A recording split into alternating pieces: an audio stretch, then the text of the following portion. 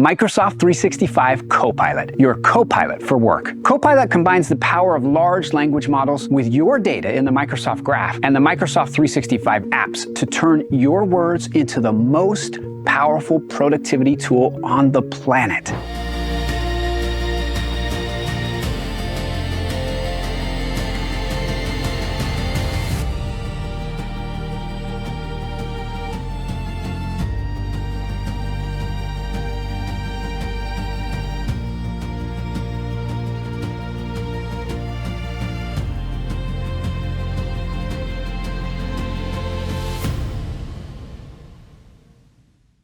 Most companies no longer choose Microsoft.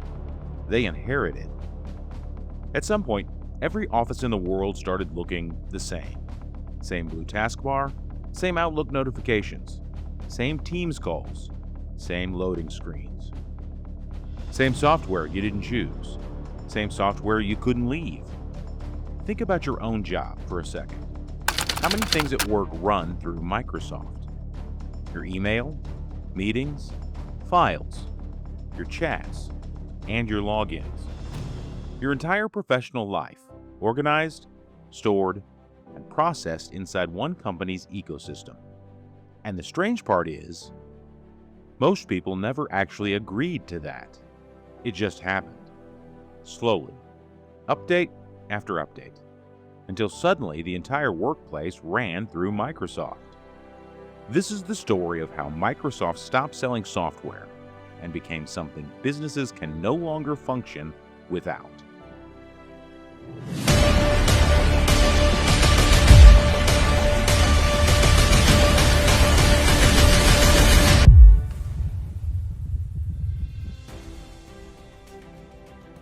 For most of its history, Microsoft sold software the same way every software company did. You bought it once, you installed it, and it was yours. Office became the standard for work itself. Most people never even thought about Microsoft as a system. It was just software sitting on a computer. IT departments had more control. Companies had more flexibility. If something became too expensive or too frustrating, switching still felt possible. Then the business model changed. Somewhere in the mid-2010s, Microsoft made a decision most companies barely noticed at the time.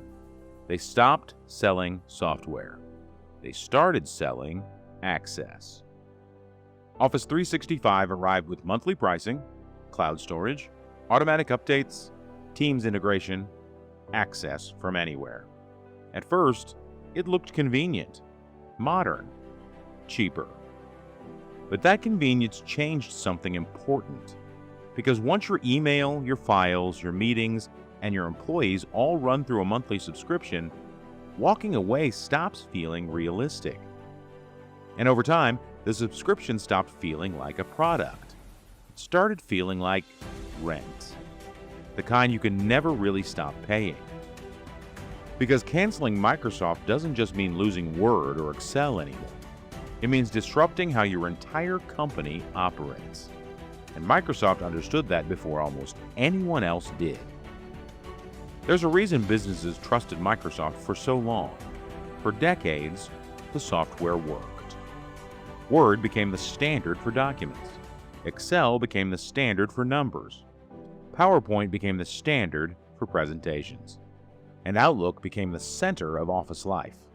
Your inbox, your calendar, your meetings, your contacts. For millions of people, that workday started and ended inside Outlook.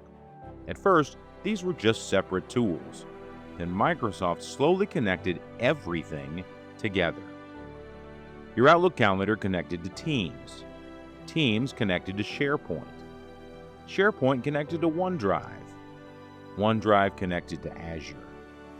Azure connected to your company logins, permissions, security systems, and internal infrastructure. And little by little, Microsoft stopped feeling like software. It started feeling like the operating system for modern work itself. And that's what made the strategy so powerful. Companies didn't wake up one morning and decide to become dependent on Microsoft. The dependence formed gradually, not through one big decision, through hundreds of small ones that felt convenient at the time. Small conveniences started stacking on top of each other. Cloud syncing, shared logins, integrated security, everything becoming slightly easier and slightly harder to leave. Until eventually, entire companies were running through Microsoft systems, files, communication, security, internal infrastructure, everything connected to everything else. And once everything is connected, leaving it stops being an IT decision, it becomes a business risk. And that's exactly where Microsoft wanted companies to end up. In 2019, Slack was growing fast, especially in tech companies. People genuinely liked using it. It felt lighter, faster, more human. Compared to endless email chains and overloaded Outlook inboxes, Slack felt like a completely different way of working. And for Microsoft, that was dangerous. Because if communication moved outside the Microsoft ecosystem, everything else could eventually follow. So Microsoft did what Microsoft does best. They didn't just build a competitor, they bundled one. Microsoft Teams launched in 2017 and was folded directly into Office 365 at no extra charge. And that's the part that changed everything. Because most companies weren't sitting around comparing Slack versus Teams. Teams was simply already there. Already connected to Outlook. Already connected to calendars. Already approved by IT departments. Already included in the subscription companies were already paying for. For millions of employees, Team didn't arrive as a choice, it arrived as an update. One day it simply appeared on company laptops and slowly became a part of daily work. And then the pandemic hit. Almost overnight, millions of people were pushed into remote work. Meetings moved online. Office communication moved online. Entire companies suddenly needed a collaboration platform immediately. And for businesses already paying for Microsoft 365, Teams was already sitting there, waiting. No procurement process, no new contracts, no company-wide rollout. Just open the laptop, click the icon, start the meeting. Slack didn't lose a product battle. They lost a distribution battle, a procurement battle. Slack saw exactly what was happening. In 2020, they filed a formal antitrust complaint against Microsoft with the European Commission. Their accusation was blunt. Microsoft was using the dominance of Office to force Teams into the market before competitors even had a chance. The EU agreed it was serious enough to investigate. The official antitrust investigation was launched. Under growing pressure, Microsoft eventually unbundled Teams from Office in Europe. Later, they extended those changes globally. But by then, Teams was already everywhere. The real battle had already been won. Because once a communication system becomes embedded inside a company, removing it starts to feel risky, disruptive, expensive. And Microsoft understood that long before anyone else did. If you find yourself thinking differently about this already, consider subscribing. We're just getting started.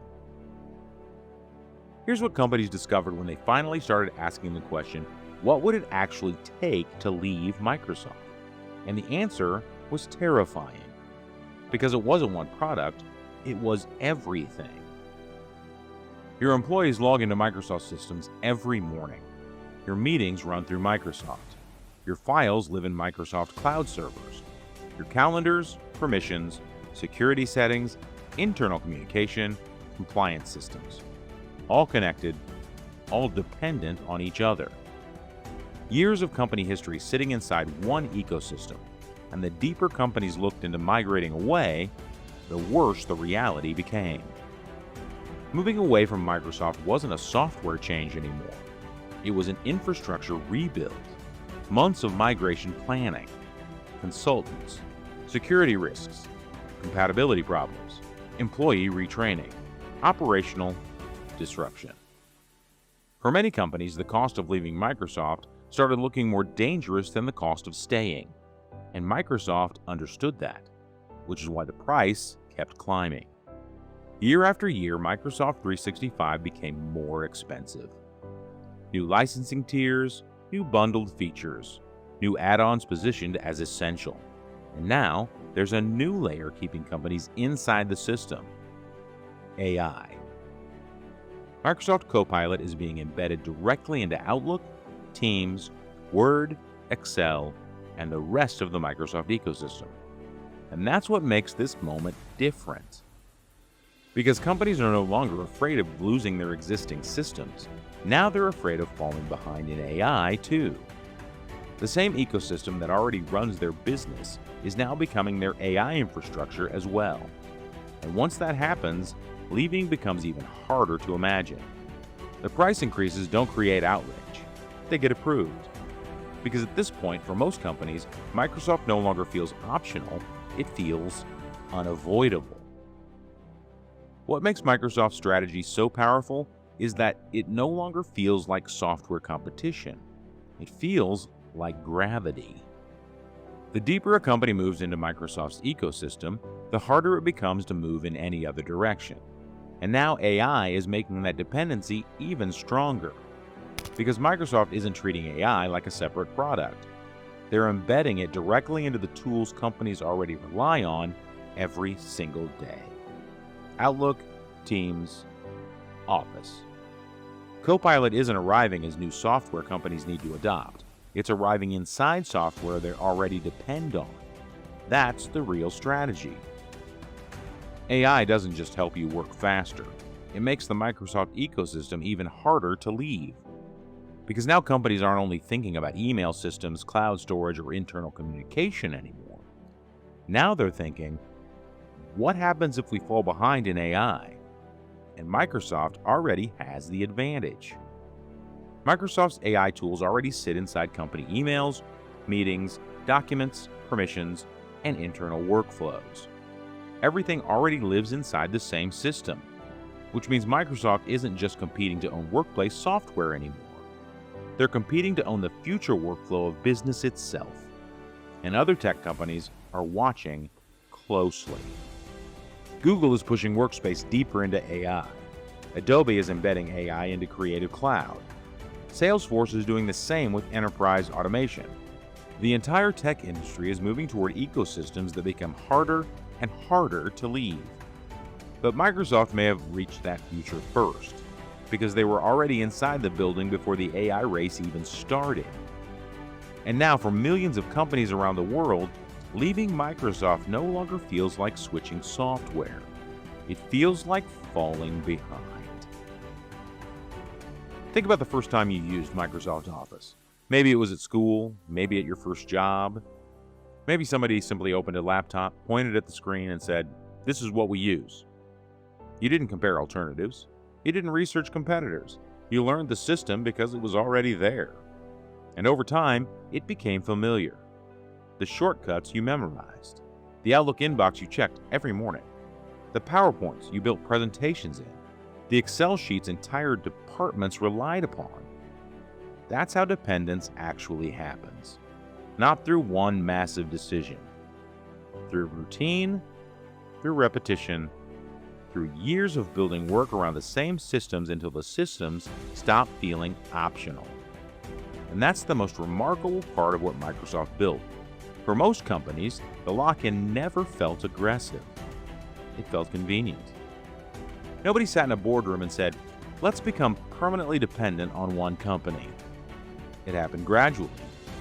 One software rollout, one cloud migration, one renewal contract, one more integration that made work slightly easier in the short term.